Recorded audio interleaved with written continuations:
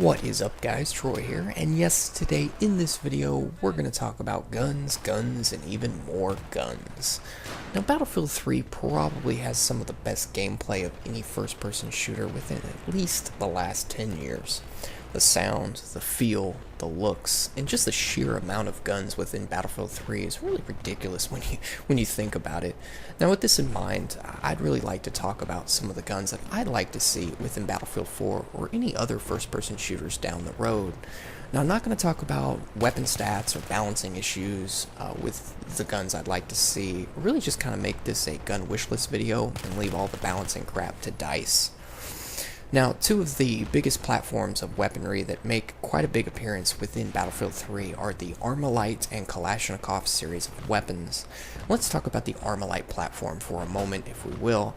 In Battlefield 3, we have quite a few Armalite weapons: the M16A3, the M16A4, the M416, the M417, the M27, the M4, and of course the M4A1.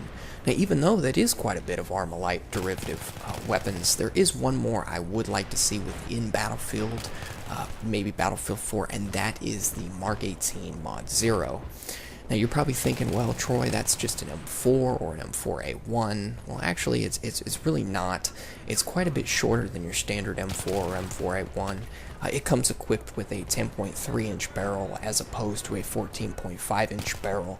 It's basically an Armalite carbine that's just a couple inches longer than the MP5 submachine gun in overall length. Another addition to the Mark 18 Mod 0 is the new and improved and updated version called the Mark 18 Mod 1. This uses the SOPMod Block 2 platform of attachments and uses a newer free-floating barrel system for better accuracy and less barrel stress. As popular as the M4 and M16 happen to be within Battlefield, and a ton of other first-person shooters, the Mark 18 Mod 0 or the Mark 18 Mod 1 is a lot newer of a carbine that really hasn't been featured in a whole lot of other games.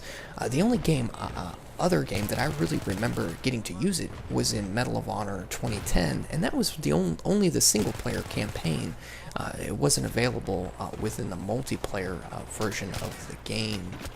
It's certainly a weapon I would like to see if they can make it maybe an all-kits carbine or all-kits PDW, something like that. I think it would be a great replacement for some of the other weapons that really just aren't as good within the all-kits platforms. They like the PDWR, P90, some of those weapons. I certainly give a little bit more variety to the all-kits series of weapons that tend to make an appearance within the Battlefield series.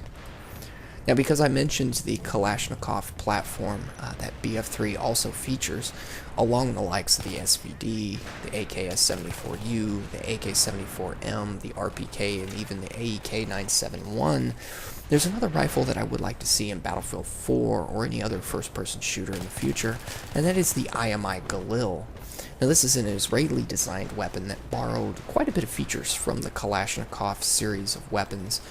It's used as a standard military assault rifle by quite a few countries in real life, certainly within South America and Eastern Europe. Also, its real-life version has a few extra nifty features, such as a bottle opener and a wire cutter. Not something you would really have to really use a lot within, say, Battlefield 3. Or Battlefield 4, but it's certainly a weapon I would like to see. In real life, it comes chambered in either the 5.56mm or the 7.62mm, and the game I remember using this weapon the most was actually Rainbow Six 3 Raven Shield. I remember it having quite a bit of vertical recoil. Using it in the semi-automatic firing mode and equipping a suppressor seemed to help quite a bit for vertical recoil control. I would actually like to see this in Battlefield 4 in a higher caliber, such as the 7.62. We don't have very many weapons. I mean, we have the 7.62 for the Scar H within the Engineer class, and of course the Assault class gets the G3A3. This is certainly something I would like to see within Battlefield 4 or any other first-person shooter. I think the 7.62 rounds and those higher, medium to higher caliber battle rifles should be featured a lot more within the Battlefield series. It's certainly something I'd like to see. Now, with Battlefield 4 fast approaching, one of the most talked about weapon requests from the Battlefield community is the advent of customizable pistols. Now, it seems we're going to be getting this within Battlefield 4, and that's great. But there really is only one pistol I'd really love to see in addition to what we had in Battlefield 3, and that is the HK USP 45 caliber pistol.